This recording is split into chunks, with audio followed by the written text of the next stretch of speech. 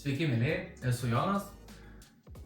Bandysiu pamokyti, kaip važiuoti motociklu, bent jau pradžiai pradedančiuosius. Kas esu? Esu Jonas, kam teko girdėti paminę. Esu vairuotojas motociklo, esu laimėjęs taurių motociklo, Nemuno žiede, Estijoje, Latvijoje ir panašiai. Tai norėčiau teikti, kad važiuoti moku ir norėčiau pamokyti naujokus, pradedančiuosius, kaip saugiai važiuoti gatvėse. Papasakosiu 5 top klaidas, mano manymu, ką daro naujokai, ką dariau ir aš. Pirma klaida. Mano manymu, daugelis renkasi per didelį ir per galingą motociklą iš karto. Išlaiko teisės, galvoja, nusipirksiu litrą, bus ateičiai, išaugsiu ir panašiai. Aš su to nesutikčiau. Aš pradėjau nuo 600, turėjau dar vieną 600, 900 ir tada turiu litrą. Pradėjau laipteliais po biškį. Kodėl siūlyčiau pradėti nuo žemesnio? Nes galingas motociklas jis neatleidžia klaidų. Jis yra daug aštresnis, daug galingesnis, jis neklaužia. Laužat gazą, jis ir važiuoja. Dažniausiai su litrais panašiai būna, kad nuslysta posūkiuose. Tai per galingas gazas, nuslysta padanga, sunku motociklą valdyti, nes jis vis tiek sunkesnis negu yra 600 ar 75 tarkim. Tai siūlyčiau pradėti nuo žemesnio ir lipti laipteliais, kad būtų visiems saugiau. Kodėl? Nes 600 arba dar žemesnis, čia nežinau, pagal pasirinkimą, labai yra saugus dalykas, nes su juo, jeigu staigiau palauši gazą, posūkį, galimai ratas nepraslys. Daug manevringesnis, daug lengvesnis. Jeigu renkame streetą, daug daugiau vairo susisuka, gatvėm lengviau manevruoti. Šiaip gal labiau jaučiasi laisvė, pavadinkime, ir kaip jį valdyti. Tad nesiūlau rinktis iš karto litro, spėsit. Antra klaida. Žiūrėjimas per arti. Šitas labai dažnai pasitaikantis dalykas, kai žmogus, vairuotojas, sėdi ant motociklo ir žiūri štai čia. Ten metrą du į priekį, ieško duobių, ieško smėlio, važiuojant įtampos visada ant stabdžių, nes nežino, kas gali laukti. Pasakysiu labai paprastai. Reikia važiuoti, reikia žiūrėti ten, kur važiuoja. Jūs, žiūrėdami, kur važiuojat, jau įsivertinat trajektorijas, kokios gali išvysti bėdos, nežinau, užbėgęs katinas, išvažiavusi mašina, akmuo, šiukšlė, bet kas arba kolega važiuojantis priekį, kuris labai stipriai užstabdė. Jeigu jūs žiūrėsite tenais, tai nežinau, būna nuo atstumo priklauso, ten gali būti 10 metrų, 50, 100, jeigu labai ilgi posūkiai, 200 metrų. Tiesiog jūs matysit viską ir galėsit įsivertinti. Jeigu žiūrėsit arti, kaip pamatysit, tikriausiai nebebus laiko ir pradėsit stabdyti staigiai, ko pasakoje tikriausiai atsitiks tai, ko niekas nenorime, kad atsitiktų. Trečia klaida. Stabdymas.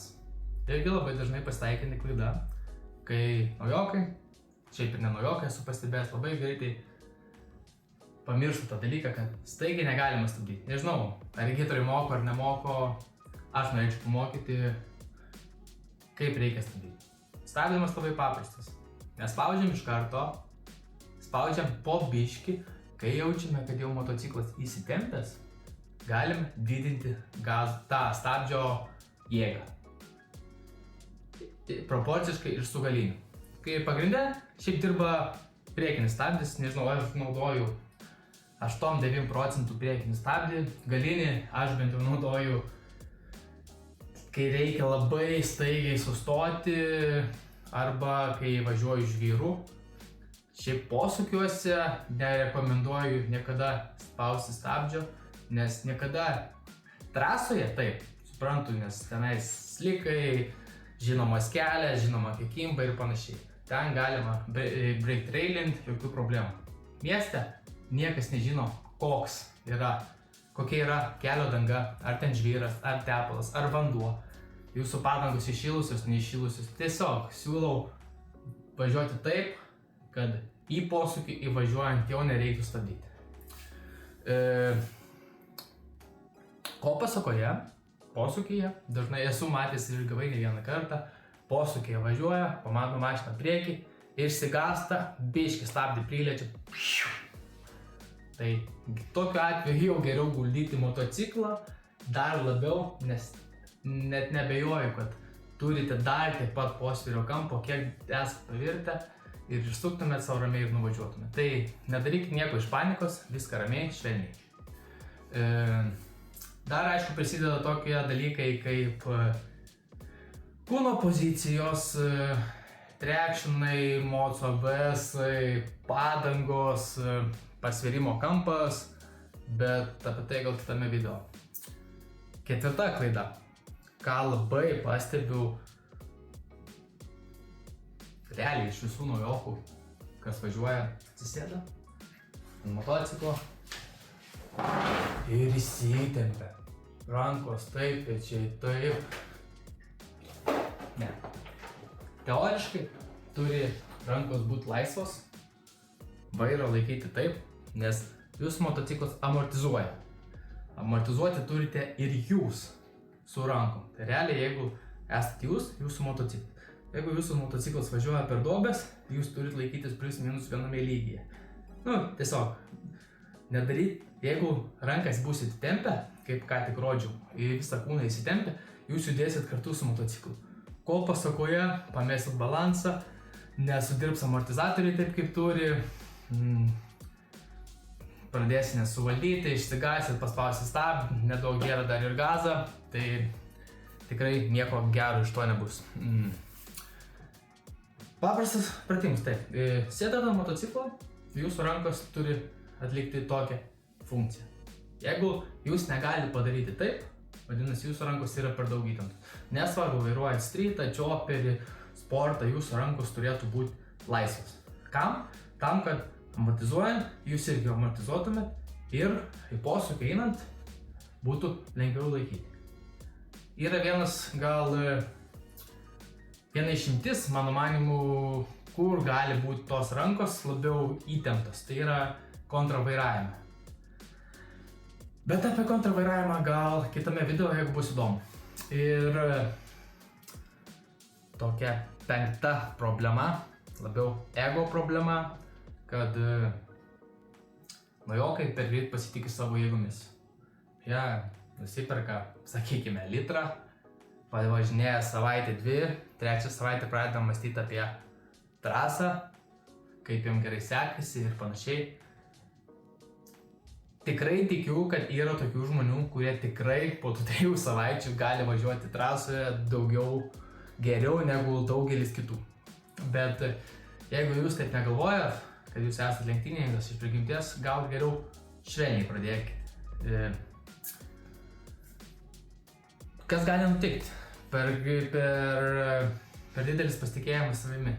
Dažniausiai esu matęs, čia kaip ir minėjau, sustabdymo tema, žiūrėjimą per arti, kad dažniausiai posūkiuose atsitinka šitos klaidos. Žmonės per daug pasitikė savimi, greitai važiuoja, gerai ten kokie 6 posūkiai gerai gavosi, 7 posūkį jau daro greičiau, galbūt dar neįsivertinę posūkį iki galo, gal ten pirmą kartą važiuoja ir išlėkia į priešpriešą ir ten trenkiasi į mašiną ir išvažiuoja į griovį.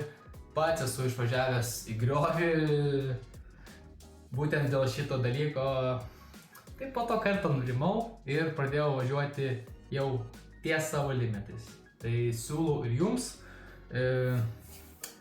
Ką dar siūlau, tai važiuoti,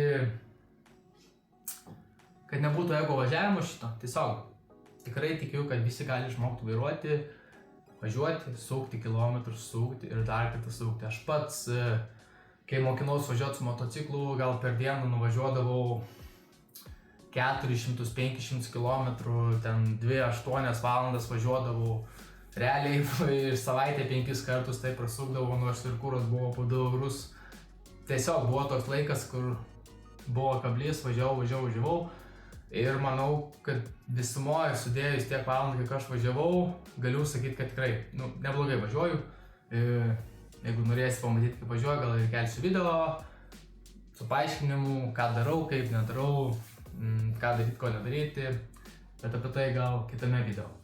Ir pabaigai norėčiau pasakyti, kad važiuokit saugiai, tvarkingai, galima važiuoti ir greitai, bet saugiai. Ką aš norėčiau ir išmokyti.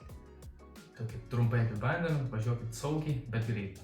Visi žino, kad su motociklu niekas nevažiuoja ten pagal ket taisyklės, visi važiuoja šiek tiek greičiau, šiek tiek lėčiau, kaip kam gaunasi, bet nepamirškime, kad visi esame kelyje ir reikia laikyti saugumo ir, kaip aš sakau, visada pasilikti saugios zonos.